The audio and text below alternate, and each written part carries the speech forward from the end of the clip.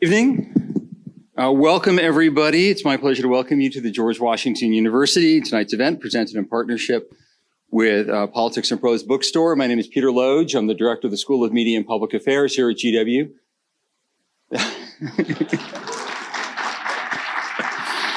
I love that. Over in the School of Media and Public Affairs, we have 200 undergraduates majoring in political communication, 200 majoring in journalism, another 150 minoring in journalism, which is to say 2/3 of my students want to be Bob Woodward and the remaining third want to be interviewed by Bob Woodward. For years, GW's location in the heart of the nation's capital, our leadership in fields like health, thank you, Dr. Fauci, public policy, politics, and journalism.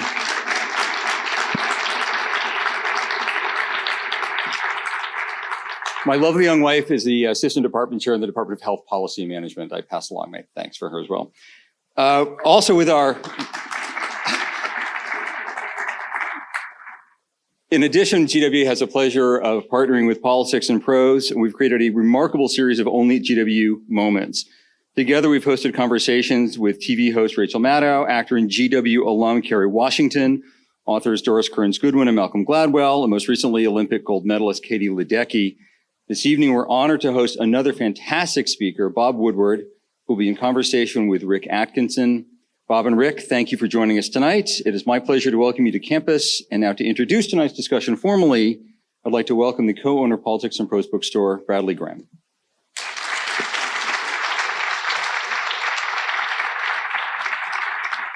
We got a tag team going here. Thank you, Peter, and thanks to the rest of the wonderful GW team here. As always, the university's staff has been great to collaborate with and really key to making this event possible. I've had the honor of introducing Bob Woodward at P&P events numerous times now, and frankly, I'm running out of superlatives. As a chronicler of the exercise of power in Washington, he's truly in a class by himself, having been observing and reporting here for more than half a century. In his 53 years with the Washington Post, where he remains an associate editor, he's covered 10 presidents and shared in 2 Pulitzer Prizes, first for the Post's coverage of the Watergate scandal, and second as the lead reporter for the coverage of the 9/11 terrorist attacks. And his books, of course, have also made headlines and drawn many readers. All 23 of his books, including the latest one, War, which he's here to talk about this evening, they've all been bestsellers, and I think now 15 of them have been #1 on the best-selling list.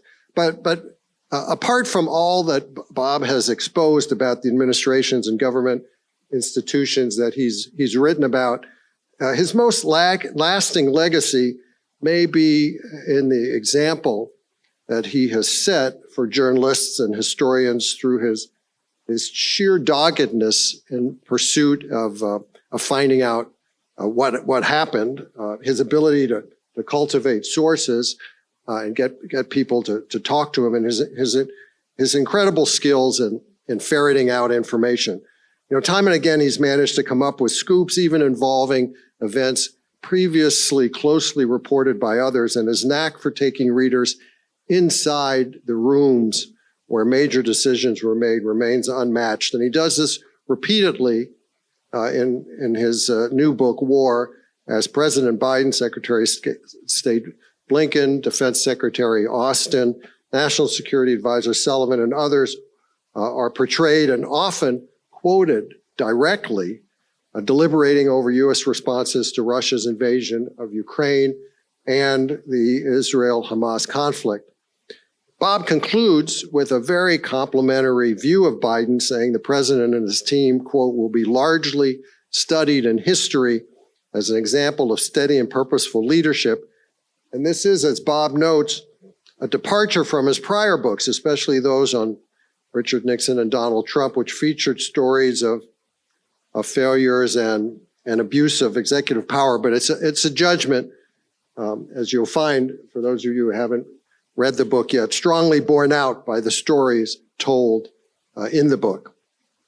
Guiding this evening's discussion will be Rick Atkinson, a three-time Pulitzer Prize winner who spent more than 20 years with the Washington Post at various times as a reporter, a foreign correspondent and editor. And also over the years, Rick has pursued a lifelong interest in military affairs and military history that's led to 7 acclaimed books so far. His next book, which is volume 2 in a trilogy about the American Revolution, is coming soon. It'll be due out next April, and he already has a date for the event at Politics and Prose with Bob Woodward. So that'll be April 28th. So put that on your calendars. Please join me in welcoming Bob Woodward and Rick Atkinson.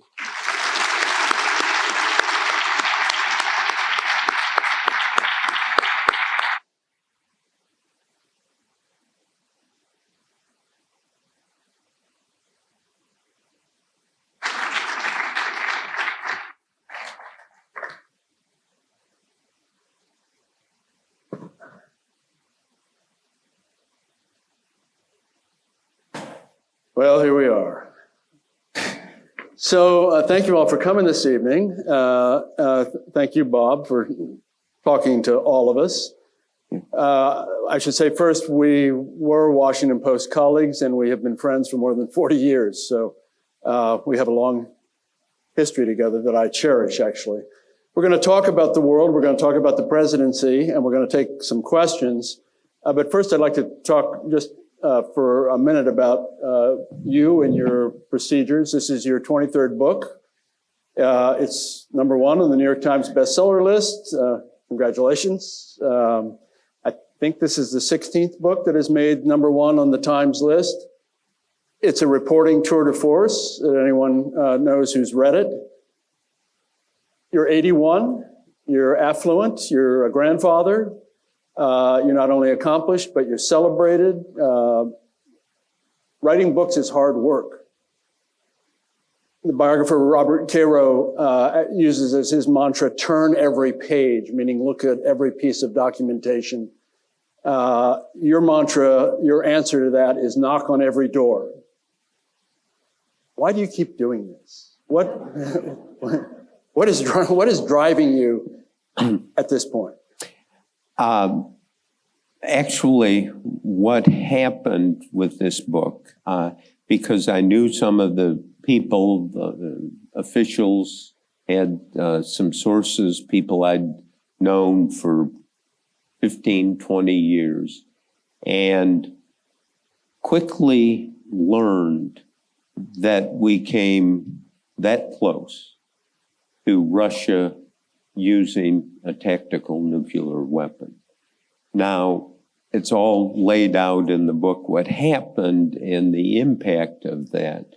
But should, and I believe, and the book shows this, we came close, that Putin is such an authoritarian leader, didn't like having to deal with catastrophic battlefield loss for his army at a number of points. And their doctrine is, well, you reach that point, you use the tactical nuclear weapon. And it literally was that close. And so it's, as soon as you realize that and realize the consequences, you can't help but want to find out more and eventually write a book about it. On page 314 of this book, you provide what I would call the Woodward Manifesto, and you say, secrets always exist, and often secrets have immense weight, especially in human relations. What do the main characters really think of each other? What is going on behind the scenes that others might not notice or imagine? What might be the driving forces that are not articulated or visible? Or, as you've also put it, what are the bastards hiding? I mean, your job for more than half a century has been to tease out those secrets, to learn what's going on behind the scenes, to make connections that otherwise might not be made, right? Yes, and to find connections and what's going on behind the scenes. Always things are going on behind the scenes, but at this time, it's of great consequence. And you have to ask the question, who is Vladimir Putin, the leader of Russia? And turns out, and talk about this in detail in the book, for 2 or 3 years, Putin was just isolated because of COVID, totally closed off, living in his own private world.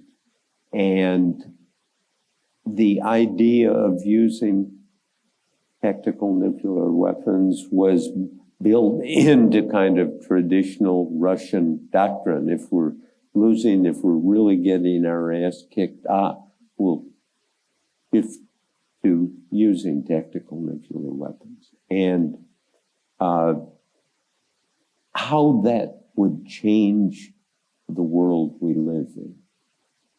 It would be incomprehensible, almost unmeasurable, but it's been 80 years since Hiroshima and Nagasaki, and that hasn't happened for 80 years.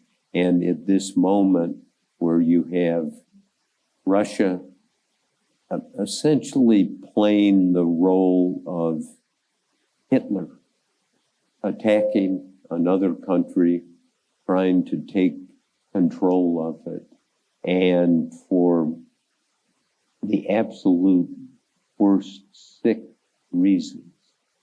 And so you get a glimpse of a little of that, and you wonder, okay, what are the steps? What happened? What don't we know? We're going to come back to Ukraine and Putin and tactical nukes.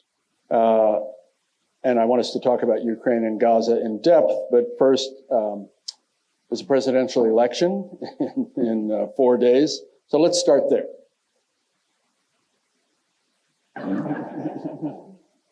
So Trump's... Unless you vote early. I have not. I've not voted. Well, 63 million people have. Quite remarkable, isn't it? Yeah. Yes. Well, keep them coming. You and I both vote in the District of Columbia. So, yeah.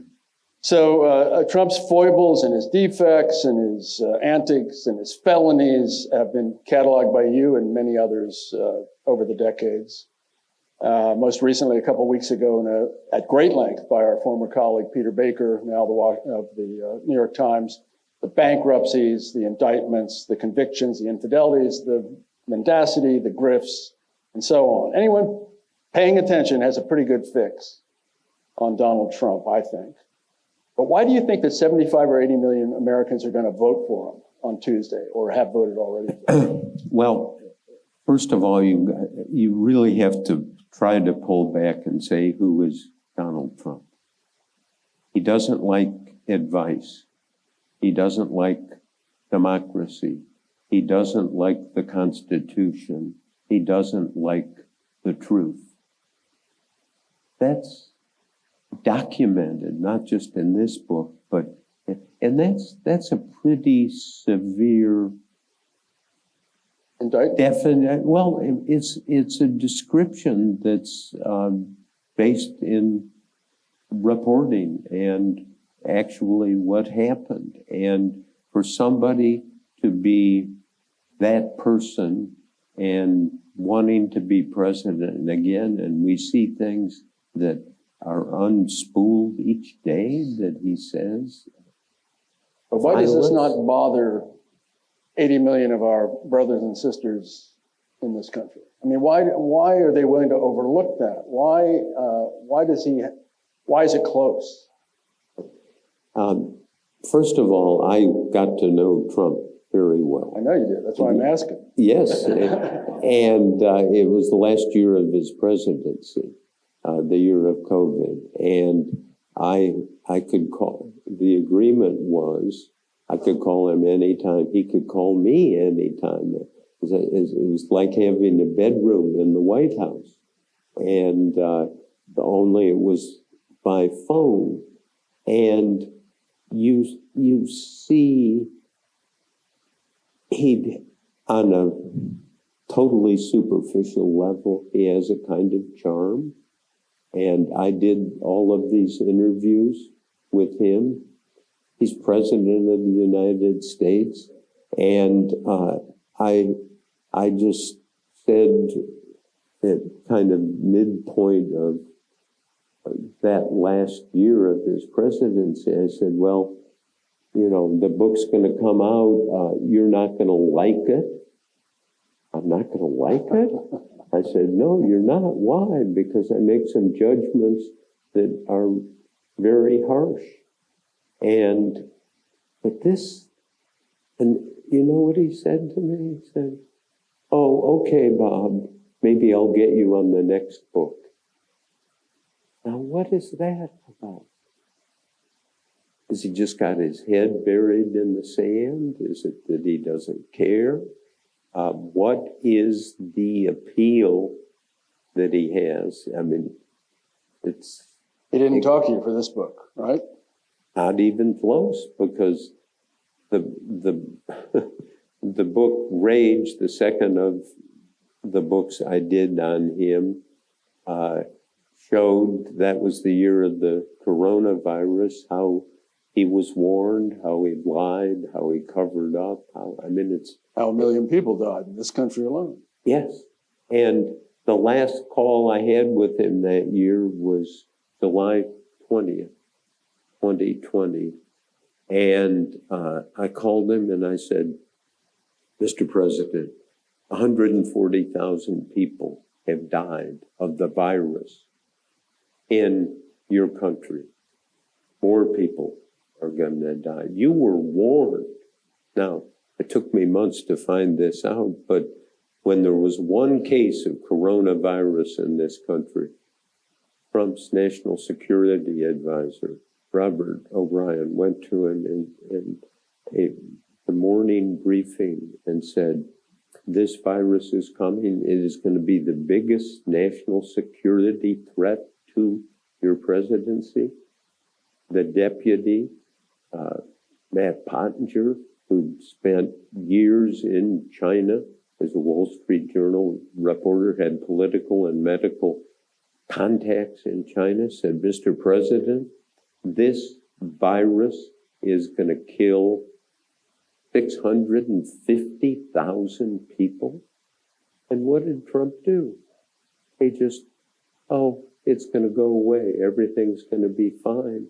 And finally, when I got details of that, and we're having this call on July 20th, 140,000 people have died. I kept asking him after I found out about the warnings, what's the plan? And I again said, what's the plan? He said, oh, don't worry, it's going to go away. But what are you going to do? What's the plan? Literally, he said, oh, don't worry, I'll have a plan in 106 days. That was election day. That's all he cared about. Now, this is, you're in your home and somebody says, there's a fire in your house. Why don't we call 911? And, well, let's wait 106 days to do it. Our friend Dr. Fauci is here. We could ask him for more detail on this. Yes, right. Exactly. So over the decades, you've normally been pretty circumspect about in passing judgment on presidential candidates. But in this book, you put circumspection aside and you write, Donald Trump is not only the wrong man for the presidency, he's unfit to lead the country. You call him far worse than Richard Nixon and the most reckless and impulsive president in American history. I suspect you thought long and hard before offering that blunt assessment. Actually not, because it's so true. And all the evidence of that, and again, conversation with him, getting the detail about how he's responding to crisis. I mean, it's not just that he's the wrong man for the job, but that he is a living menace, even if he didn't become president. But take that menace and couple it with the power of the presidency, having written about 10 presidents. The concentration of power in the presidency has just reached a peak. It's almost uncontainable. And that power in the hands of somebody like Donald Trump, who, you know, what is the core nature? He doesn't like advice, doesn't like, did I say, democracy, the Constitution, or the truth. And that's not a political judgment. Anybody looking at this would say, yeah, that's what he did. That is who he is. And that's what happened in his presidency. Does that mean that 80 million people are right with that? They're down with that? I mean, I don't like to think that way about our country. Do you? No, I don't. But I also understand Trump's charm to certain people who just don't look at what he's done and who he is. And a panel of 100 psychiatrists in 40 years will look at this again and come out with the definitive paper. You can't do it now. All you can do is try to describe it. But it's a genuine tragedy for our country. And should he win election, which he certainly could, how's he going? I mean, you see the things he says daily. Now he's talking about Liz Cheney should face a firing squad and be shot in the face. Why? Because she disagrees with Donald Trump. Yeah. All right, well, let's talk about something cheerful like Afghanistan. And we'll come back to Trump. Yeah. So Trump in February 2020 promised the Taliban that the U.S. would withdraw from Afghanistan by May 1st, 2021. It was a pledge in exchange for no further attacks on U.S. troops, essentially. And Biden decided to honor that commitment. Yes. And the withdrawal was chaotic and deadly. And Biden got a lot of blowback from the likes of Dave Petraeus and George W. Bush. First of all, did Biden really have a choice? And second, was that fair that this blew back on Biden the way it did? Well, but what happened, what's significant, 13 American servicemen died in that process. If that had not happened, even if there was all the chaos, it's the 13 people who died. And it should be. I mean, there should be accountability for what happened there. But Afghanistan, the misbegotten war in so many ways, and what Biden was doing was perfectly rational, it seemed, but it's those 13 people now. Thank God in our country, 13 lives matter, and 13 lives can go up on the scoreboard here. You did that. That was caused by your decision. And the truth is, Biden never got over that. It's a stain on him and his presidency and his decision making. And where's the blame lie for the chaotic withdrawal? Nobody got fired, right? Right. Could somebody have gotten fired? And who should that somebody be? Well, I don't know. I mean, maybe Biden could have fired himself. He did. He could eventually, but not at that time. No, you know, this is, and again, what I go back to my worry about using a tactical nuclear weapon, that Russia, Putin, has threatened that and is perfectly capable of doing that. And we go into that world where countries will use nuclear weapons. We're in a universe we don't even understand. We can hypothesize what it might be like. You mean if that threshold is crossed? Yes, Yeah. exactly. And there's so, you look at the era we live in, there's a scene where MBS, the Crown Prince of Saudi Arabia. Now, this is a man, how much oil does Saudi Arabia have? More than you and I have. Yes, more than anyone. I mean, and MBS is sitting on that oil. He has that power in Saudi Arabia. And I forget who it is who's talking to him about nuclear weapons and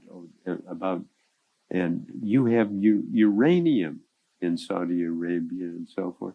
And MBS says, oh, I don't worry about that. I will just buy a nuclear weapon from Pakistan. Yeah, that is a chilling, terrifying moment in the book. Yes, it is. And I think that's true. Yeah. I think if you, took all your money and pooled it with Jeff Bezos's funds, you too could buy a nuclear weapon from Pakistan. Thank you. Yes. So you assert, in quoting you, the real culprit in the Afghan debacle was the untamed, impulsive desire to insert U.S. troops into a foreign country, believing they were a fix and ignoring the lessons of Vietnam. You agree? I'm not going to answer that. Yes, you can. I would like to know first what you think those lessons are. I mean, you spent 5 years in the Navy, and you're a Vietnam era veteran. So you know what you're talking about here. But what do you think the lessons of Vietnam are that were ignored in Afghanistan? Well, it's putting U.S. troops in, but let's look at what Joe Biden as president did. In December of 2021, the first year of his presidency, the Ukraine war is coming. We have really exquisite intelligence. I mean, amazing intelligence. Amazing intelligence. That is not that well known that it was that good, but they knew it was that good, and that this invasion is coming. And so Biden, meeting with Jake Sullivan, his national security advisor, and says, okay, this invasion is coming. We're not going to put U.S. troops on the ground.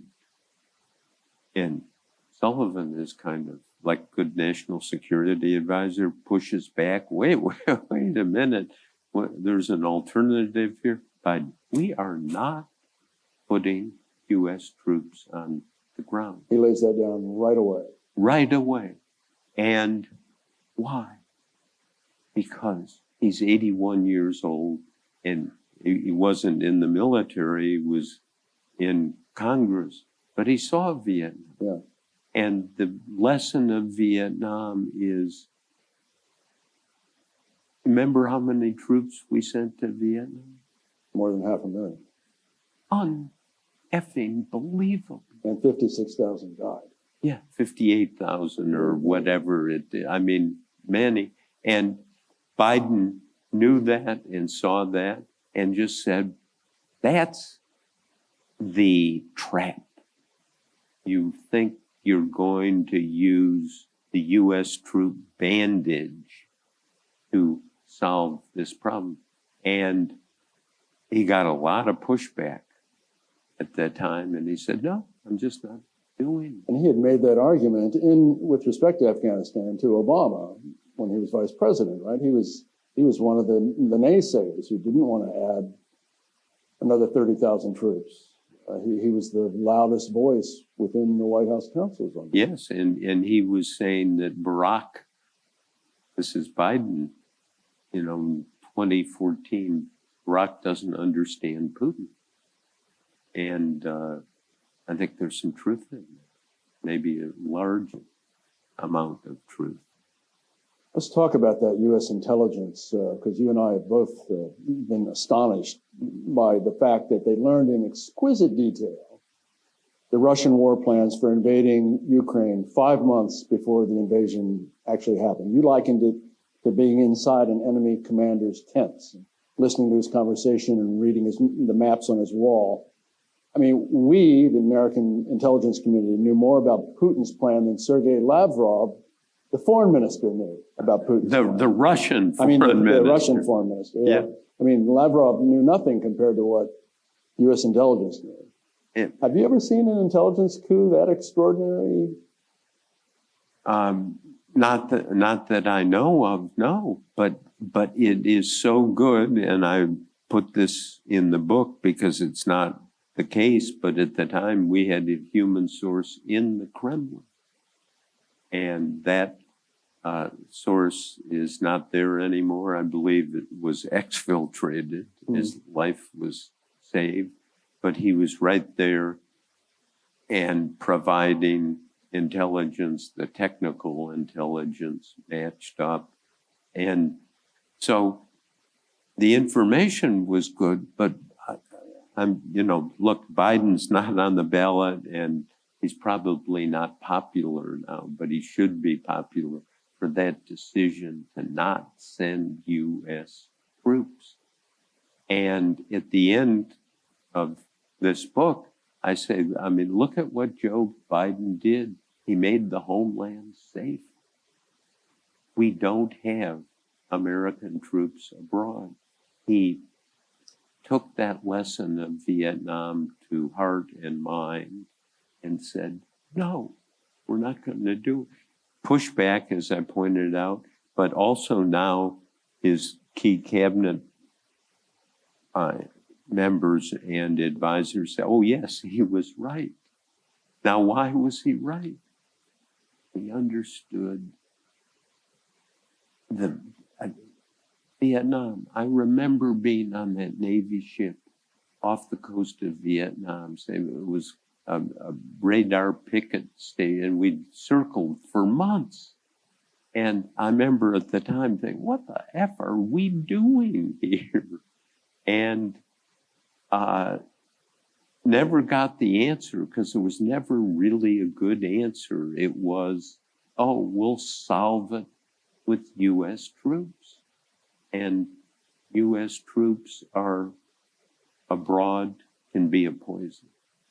Let's go back to that intelligence coup for a minute. You think the Russians know who that inside source was at this point? If he was exfiltrated, you assume that they must know? No, you can't say must. You don't know.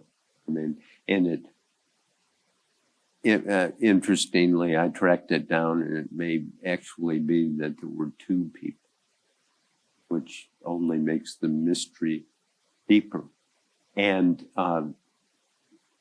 if you have, it's been demonstrated in history, if you have a really good spy at the center of the enemy's business, to make all the difference in the world.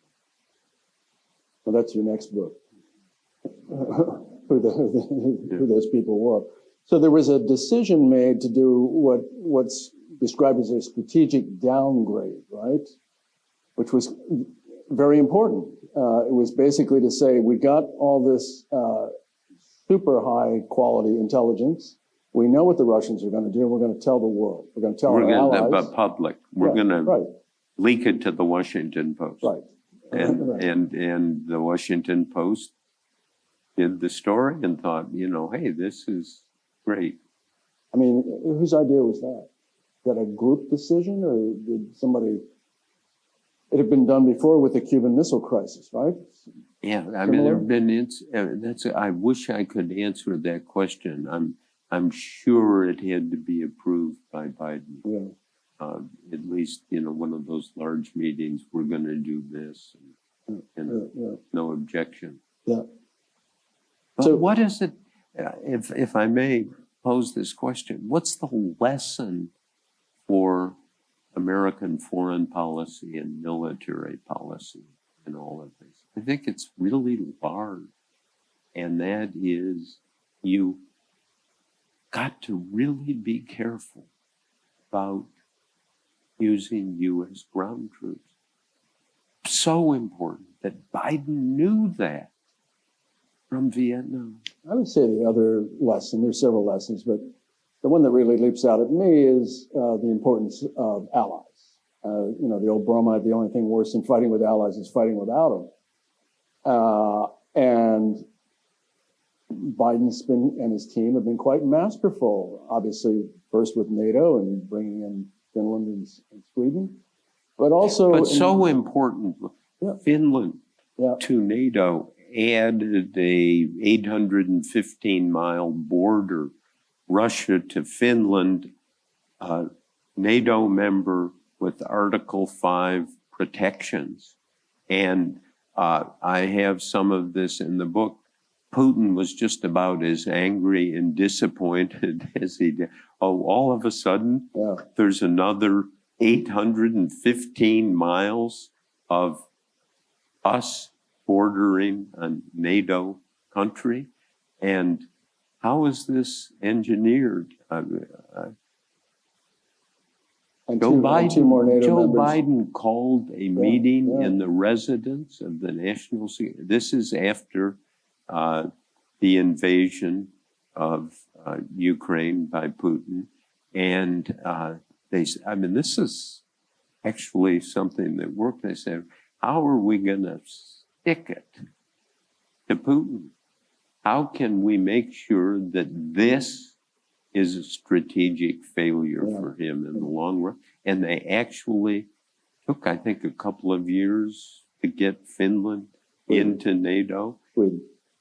Sweden, but Finland's the one with the border directly. And that's really thinking through. I mean, it's an occasion where the White House residence was well used. And there are two new NATO members who have serious chops militarily. Small countries, but they punch above their weight. And so what is that?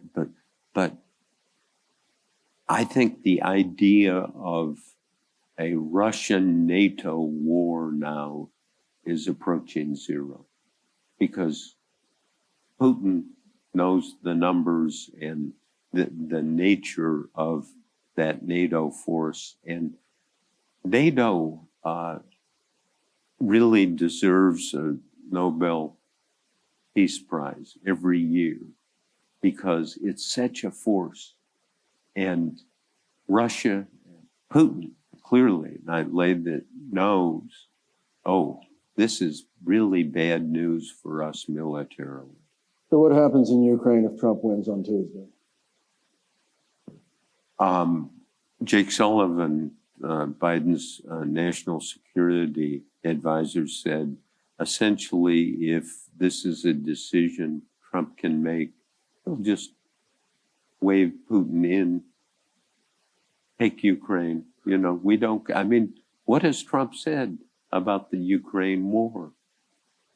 Well, he said about our NATO allies that Putin can do whatever the hell he wants if they don't pay up. Exactly, but he also says friends. about, the war, he won't take a side. Right. Now, pull back. What is the Ukraine war about? It is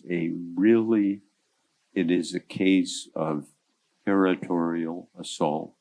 It is really a Hitler move that we're going to take this country, and to launch that attack. And Russia it hasn't turned out so well for Russia. The United States, Biden rule, no U.S. troops, but lots of U.S. money, like billions of dollars, and technical and intelligence knowledge. I point out in the book that our CIA actually built and trained a Ukrainian intelligence service that is one of the wonders of the world. They actually do well, and it drives you back to that point. There's no substitute for good intelligence, knowing the enemy's tent. So you quote Bill Burns, the CIA director, as saying that NATO membership for Ukraine is the reddest of red lines. That's his phrase for the Russians. Does that give Russia a veto indefinitely on Ukraine membership in NATO? I don't know. I mean, the people who know, like Burns, who was ambassador to Moscow, 15 years ago, and actually knows Putin.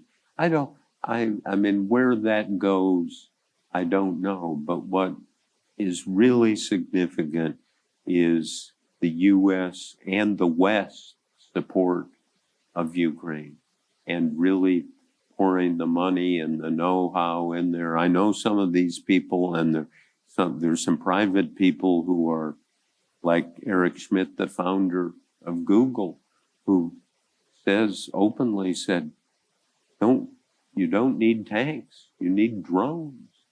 This is a drone war, and there's evidence on the battlefield of that. Yeah, well, they're up against it with North Koreans entering into the fray, and I mean, there's some people who think we now have a global war going on. I'm not sure of that, but it's not contained, that's for sure. Well, let's go back to the tactical nuclear thing that you raised initially. You described the extensive, urgent American efforts to mobilize China, India, Israel, Turkey, and others to warn Putin against using tactical nuclear weapons in Ukraine. And Biden himself calls President Xi of China and says, we need you to speak out. And Xi publicly, I think on November 4th, 2022, says we cannot have a nuclear war. So there is, there are strong efforts to avoid that.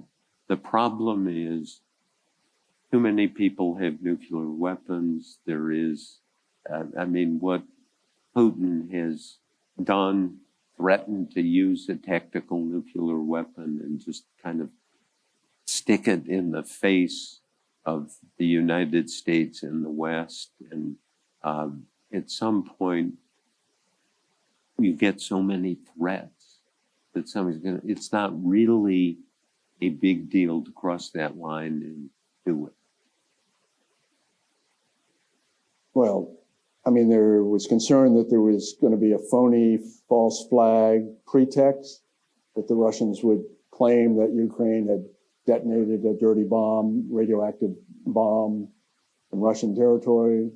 Again, extraordinary intelligence, right? Because they again had this down in fine-grained detail, which helped to energize the international community about this issue, right? And particularly the United States. And also there is, I think there is such an amazing portrait of Secretary of Defense Austin that became clear. There is a call. I have the whole thing. I'll read it if you would like, but it's a really important call when in October of 2022, you're smiling. I'm smiling because you've got his notes. The literal notes. But it's a brilliant moment where Austin called Shogu and said, we know you're thinking of using it. His counterpart in Russia. The Russian defense minister. And it is don't use tactical nuclear. It will change the world. no one will think of Russia the same. Do not go down this slippery slope. It is a speech that ought to be pasted to the Oval Office wall, because it said, don't take us to that world where we are going to use nuclear weapons. Please don't. And it's a very strong, powerful argument not to do it. And they didn't do it. Russia has not used tactical nuclear weapons. I think, and the intelligence supports some of this, that the Russians were really kind of, you know, the United States, the whole West is going to be against this. It's a very logical argument. You cross into that zone and you immediately put us in that new world where we do not want to go. You quote Biden as saying, great powers don't bluff. That's a Bidenism, right? Jake Sullivan, the National Security Advisor, says Churchill bluffed all the time. Churchill was bluffing from the standpoint of a declining great power, right? But that decision that Biden made early on not to put U.S. troops, that's his... So critical. I mean, and months before there's actually an invasion. Yes. Months before it becomes... But that drives the entire U.S. response. You can build your response to the actual invasion around that fundamental premise. And use diplomacy and use negotiations with all kinds of countries. Has he been Biden been too cautious over the past 2.5 years about authorizing, the use of F-16s, Abrams tanks, long-range fires? What do you think? Because what they've done is found a balance point. So they give Ukraine the weaponry and the money they need to resist, but not to put Putin and Russia in the position, because their doctrine is, if they're facing catastrophic battlefield loss, it's actually written in their, I show how the generals talk about this. If that's the case, you are kind of, well, we're not going to do that. We're going to be it makes countries careful. I mean, U.S. intelligence puts Russian casualties at something like 600,000, 2.5 years Isn't into that? it. I mean, that's 600,000? more than the casualties in World War II for Russia, isn't it? It's not even close, but it's double the casualties, it's double the fatalities of the U.S. in World War II. Yes. So, I mean, you wonder what the choke point is. If 600,000, if they can absorb 600,000, how many more Russian casualties do they need to be before they get to that threshold where, okay, we're going to use tactical nuclear weapons? Well, that's always hangs there, but this is up to Putin. I mean, this is, let's remind ourselves, because because Donald Trump is running, it's bad to have authoritarian leadership. It does not work. Look what it's done to Russia. Russia's lost its way. What is it trying to do? The idea that somehow, and Putin is the author of lots of these crazy ideas that Ukraine really doesn't exist. It belongs to Russia. You quote Trump as telling you in one of those earlier interviews where you had the... When he would talk to me. When he would talk to you, when you had the bedroom in the White House. Trump says, I respect Putin. I think Putin likes me. I think I like him. I do like him, quote unquote. You quote Dan Coates, who was Trump's director of national intelligence for 2.5 years, as wondering whether Putin is blackmailing Trump. He calls Trump's indulgent, admiring treatment of Putin scary. That's Coates's phrase, and perhaps sinister. this goes beyond Trump secretly sending Putin Abbott point-of-care test machines, which you also document in the book. He's sending Yes, COVID tests. and it can, I mean, these very expensive, much needed COVID test equipment from Abbott Point of Care. And what does Trump do? He sends them to Putin for his personal use. You know, happy birthday, Vladimir. What's your guess? And, I mean, what is your guess about? I put this in the book, and of course, this is one of the strange events. Trump denies it, of course, and then the Kremlin confirms it. We're sitting at home, my wife Elsa Walsh and assistant Claire McMullen. We're saying, boy, we got to put the Kremlin on speed dial. I mean, that was a shock. What do you make of that? What's their calculation? Well, maybe maybe the Kremlin doesn't speak with just one voice. Yeah. It may be like America. Let's talk about Gaza for a minute, another cheerful subject. And then we'll take a few questions from our friends here. So you described Biden as erupting in these raging, profane tirades at Netanyahu, calling him that son of a bitch and a bad guy, and those are the nicest things he says about him. And I mean, says, an effing a-hole. Yeah, and I mean, it goes on and on. They can read the book. Netanyahu told Biden last April 4th that Israel intended to attack Rafah in southern Gaza, and that it would take only 3 weeks to finish off Hamas. Yes, that's and end the war. That's in the book, That's and how it was not public at all, that he actually was peddling 3 weeks. And Biden is saying, no, it's going to take months. That was That's 7 months not ago. going to work. Yeah, 7 months ago. And Biden's upset by indiscriminate Israel, as he sees it, indiscriminate Israeli bombing and shelling. But he's right. I mean, it is a humanitarian disaster. And Biden, to his credit, is trying to say that Netanyahu, get control of this. Limit yourself. The humanitarian catastrophe will be so large, it will define you and Israel.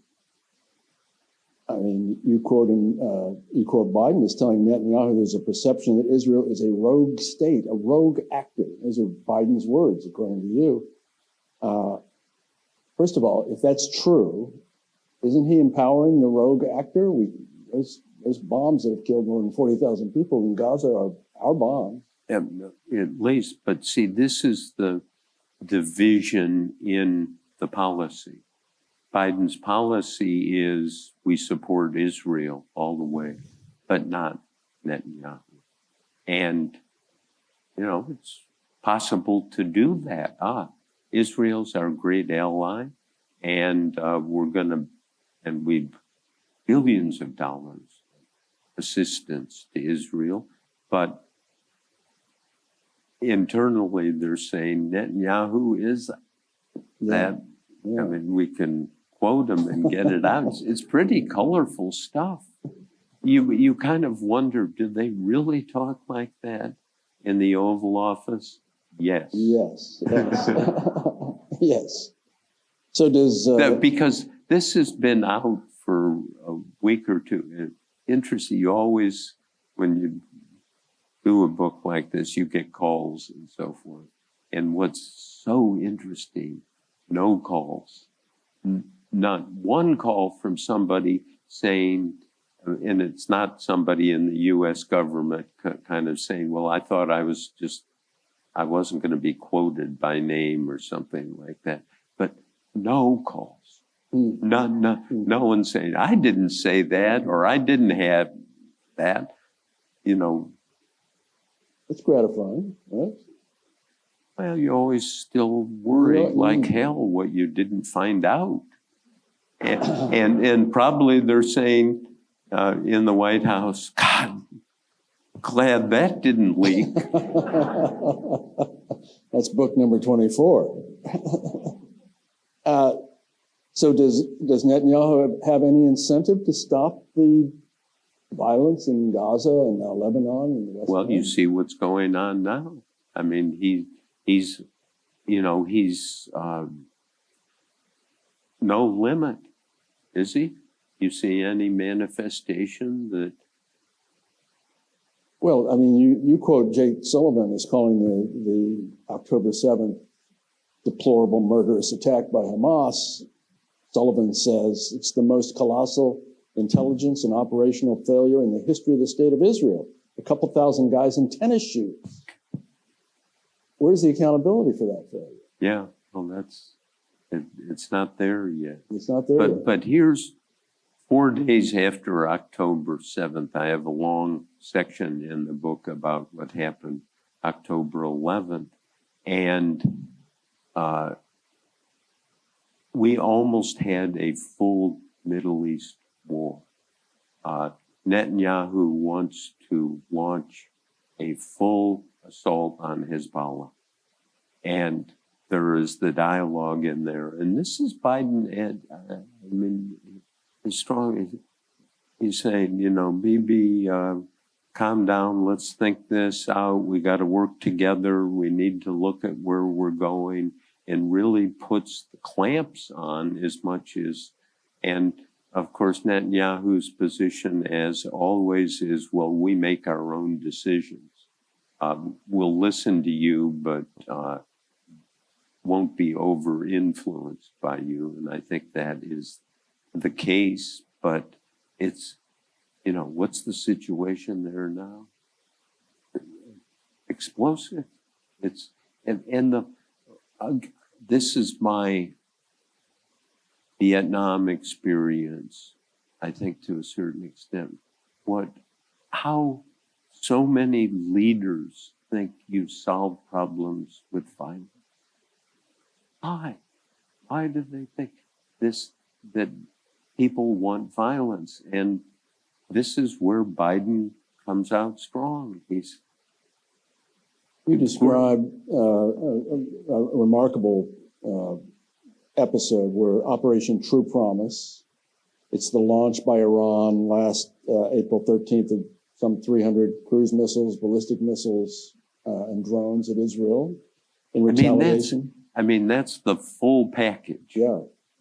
And it's in retaliation for the killing of the Iranian Guard Corps commander Mohammed Zahedi and 6 of his comrades. And the attack inflicts almost no damage on Israel because of integrated air defenses by Israel and us and others. And but very important by us and other allies.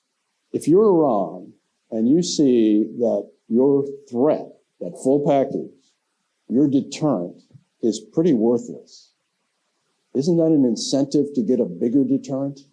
Like a nuke? Yeah, like a nuke. Yeah, as we know, they're working on it, and intelligence says there may be a week or two away if they. Making a nuclear bomb is not that hard. Well, there's 9 nations now that have them, so it's not that hard. Yeah. So let's talk about our friends at the Washington Post for just a moment, and then we'll take. I thought we weren't going to bring that up. Now come the cards out of it. Yeah. So you and Carl Bernstein last week issued a statement. Carl Bernstein, your longtime reporting partner in Watergate and your lifelong friend, condemning the Post's decision, owner Jeff Bezos' decision, as we know, not to endorse a presidential candidate 11 days before the election, despite what you and Carl call the Post's own overwhelming repertorial evidence on the threat Donald Trump poses to democracy, a decision you called, quote, surprising and disappointing. Aren't those nice, soft words? Have you heard from Bezos? You know, that's when you say to one of your children who does something, you kind of say, oh, surprising and disappointing. Would you like to say more now? Have you heard from Bezos? No, I haven't. And I had known Bezos quite well. Look, the Post is a strong institution when its reporting and its editorial positions are joined and based on fact. Now, you look at the reporting that the Post has done on Trump. It's absolutely astonishing. It's magnificent. And for then the editorial page to want to take some other position, I mean, it's take no position. Yeah, but it's institutions, government institutions, newspapers, human beings don't function very well when they deny reality. And the reality is Trump. Trump is this danger and not just a little bit of a danger, but a big danger. And you see it every day as he unfurls.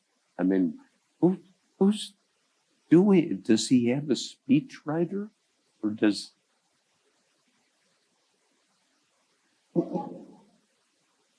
You're the reporter. No, he doesn't. You know why? I mean, I trace this back, which is what's so interesting. When Carl Bernstein and I interviewed Trump in 1989, when he was just a real estate guy, and he kind of laid out his theory of things. But one of the theories is instinct. Everything is driven by instinct. And I was quite taken by that. And then I was going through some notes of a meeting I had with Trump in the Oval Office, I think just 5 years ago, in which something comes up and I'm asking, you know, why? He says, instinct. Instinct. He thinks that instinct is the golden ring, is the thing that, if I just get it from inside the instinct barrel that we all have inside, it's going to be fine. That'll get you 6 bankruptcies and 34 felony convictions. And a leadership of this country that has, and may again put us in the gravest danger. Grave, grave danger. So here's a question from Ben Miles. To what extent were you able to assess Kamala Harris's foreign policy skills? Do you think she can deal with the increasingly dangerous world we find ourselves? Well, she's going to president school. And she actually, I have some scenes in the book where she really comes out and says, like there's this meeting July 25th, her and Netanyahu, and they're talking about what's going on in Gaza, and she's really pushing him in the private meeting, saying, you know, there are 4,000 people for one toilet in Gaza, that the humanitarian conditions are deplorable. And when you have those, I think it's 3 pages in the book, you see what's actually happening in that meeting. I mean, she's making the case, but it's not strong. And then she goes out at the press conference and says, the humanitarian disaster in Gaza is unconscionable. And she says, I will not be. She's much more public in her condemnation than she had been privately. Yes, but the public counts here, because Netanyahu learns of that, Yeah. and he's effing furious, just burning. But he knows he can't say anything because she's liable to be the next president of the United States. But I like the line from a leader who says, "I will not be silent." That's strong stuff. We don't hear it very often. Right, right. If she was a white male, do you think the election would be close on Tuesday?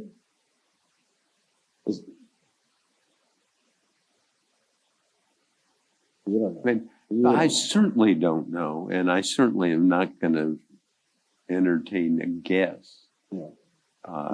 I mean, look, it's American politics, but there's underlying all of this that I think people are going to kind of say, now, wait a minute, who is this guy, Trump? What does he really represent? Does he represent a kind of stability and coherence? No. Do we need stability and coherence? Yeah. Okay, we'll find out on Tuesday. No, maybe not. Well, yeah. Yes, check that. You. So here's another question from someone in our audience, David Parker. Based on your reporting, do you believe that Netanyahu is deliberately trying to draw the U.S. into an armed conflict with Iran? No, I mean, I don't, maybe, I mean, he'd certainly like us to be on the side of that, but I have scenes between Biden and Netanyahu where Biden says, we're not going there with you. We are not. And particularly on October 11th, I mean, we almost had a full-scale war, and He's particularly resistant, Biden is, to attacking Hezbollah at that time. Yeah, I mean, he won't do it, and Netanyahu wants to. We're going to, and even says to Biden, well, we're going to, make our own decision, but he was restrained at that point. So, I look, Biden's not on the ballot. I barely know the man. But you look at what he's done, and this is what matters to everyone in this country. By not sending American troops, by making a series of other decisions, as I think the book is closed with this concept, he has made the homeland safe. Now, that could change in 2 seconds, but making the homeland safe is not a bad thing to have on your tombstone. This is from Tanya Koziriva. Excuse me if I'm mispronouncing that. The book mentions a private meeting between President Trump and President Putin where only 2 translators were present, and Trump reportedly instructed his translator to destroy the notes afterward. Could you provide further details about this meeting? Oh yes, right here. I have those notes. No, but the whole Trump-Putin relationship is something that ought to be, I mean, it already is its own soap opera, because I have evidence, that there are phone calls and so forth. And I mean, just wasn't it last week, Trump was asked about this and he said, I'm not going to comment on any talks with Putin or anything. But if I did have a talk with Putin, it'd be smart. Yeah. Well, as soon as something Trump labels something smart, it isn't. You have evidence that he and Putin have talked 7 times since he left the presidency. Yeah, I mean, there's something going on there because he's not going to say like he did, I won't talk about it, I can't talk about it. But if I did it, it would be smart. I mean, that's, it's not a confirmation, but it's close to something affirming, isn't it? I think it is. Yes, Yeah. right. And then last question from the audience. This is from Paul Vamas. In the worst case scenario for the outcome of this election, the ultimate question is whether the U.S. military and armed federal agents will obey orders from Trump leading to a fascist state. What is your opinion based on talking to the top people in these organizations, meaning the U.S. military and other federal agents, for this book and over the years? Yeah, I mean, I think there are a lot of courageous people. The primary example, which is in the book and is now public, General Milley, chairman of the Joint Chiefs, appointed in 2019 to that post by President Trump. Yeah. And Milley says what he says in the book, that Trump is the most dangerous person, what is the term, to the core, a fascist to the core. There's no wobble on that. And the book's been out, I don't know, at least a week or 10 days. I never got a call from General Milley saying, denying it. Well, he could deny it or be even. Never got a call saying, why'd you put that in the book? He calls him, according to you, the most dangerous person ever. Trump. A total fascist.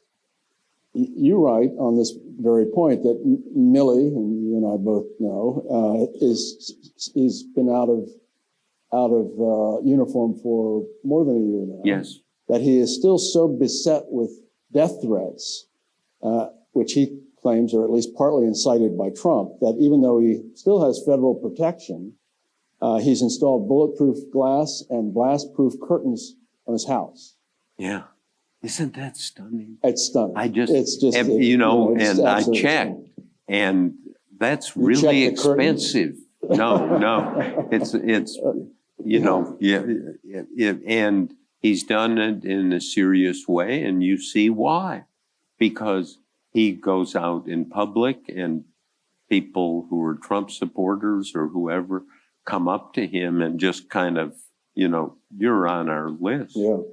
And that's kind of, Milley is really a strong leader, somebody who cares about the military, cares about the country. And now he has this, I go out in public and half the people hate me or whatever. It's quite a price to pay for very patriotic service. I think you refer to this in the book. The law allows him to have federal protection for up to 2 years. Yes, right. So after that, he's on his own, right? Yeah, I think so. And, but he's got the blast-proof curtains and the bulletproof glass in his house. So it's something to think about, the penalties of the divisions that fall on people who have done their very best and really been committed to this nation. And now it seems like everything's up for, who has the most, who can, and this is, of course, Trump. This is, say, the most offensive, ridiculous.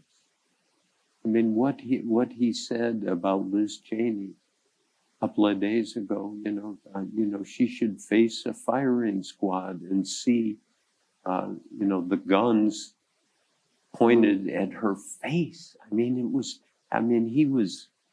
wasn't just face a firing squad, but it Not just a metaphor, it's very graphic. And, if you face a firing squad, that's what it's like. But he wanted to tell people, it would be those guns right in. So one last question for you. You dedicate this book to Carl Bernstein. Yes. Right? Is this the first of the 23 that you've dedicated to Carl, and why Carl now? Well, because we're getting old.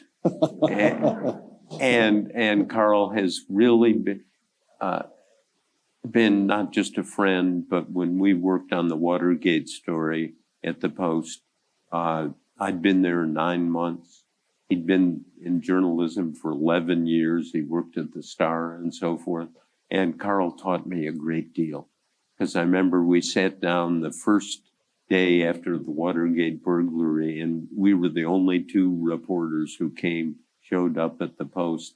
And he said, he was the leader.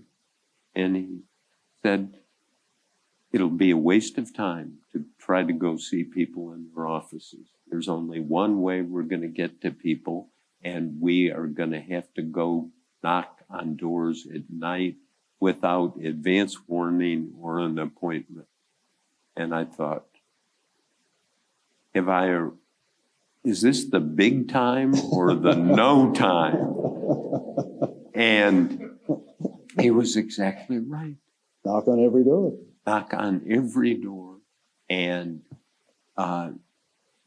just use everything that's legitimate. And sometimes I think you would look at, we were aggressive in the extreme, and Ben Bradley, the editor of the Post, was great about when we would get in trouble or people would complain and so forth. And he was always, Bradley, the man to give us the running room to do these things. And the concept was Carl.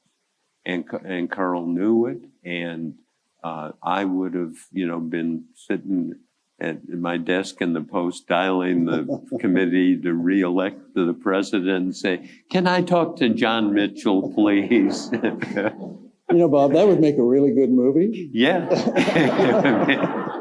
exactly. Tell the story about, you mentioned it the other night when I saw you, about John Mitchell and Katie Graham and The Ringer. Oh, yes. Carl we'd written a story about Mitchell being... John Mitchell was the Attorney General, for those of you who are under 80. Yeah, and had been Nixon's campaign manager, right, too. Was like that. And we said he controlled the secret fund that funded Watergate and so forth. And Carl called him and woke him up, I think, and said, we've got this story that we're running. We want to get your comment. And and Carl goes through, John and Mitchell, Attorney General, was controlling this money for the illegal Watergate burglary and so forth. And Mitchell goes, Jesus, you're putting all that crap in the paper? Katie Graham's going to get her tit caught in a ringer. And of course, when Carl reported that to Bradley, then said, have you got good notes? And so when there was the final unraveling and of Watergate and so forth, somebody called me up, just, said, hey, I've got one of those old washer ringers and I'll sell it to you. And I said, for how much? Said, $10. I said, sold. Bought the ringer, and we had a little lunch with Catherine Graham, and we said, we are giving this to you. Use it wisely. Use it wisely, and to her credit, she put it right behind her desk, and it was there.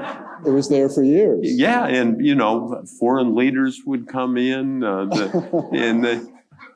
what is that, Mrs. Graham? And it reached a point where she didn't have to explain.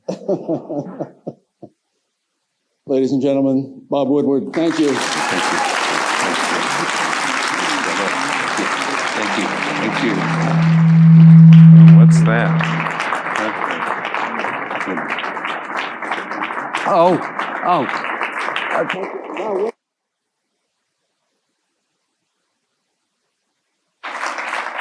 This is a secret bound galley of Rick's next book on the American Revolution.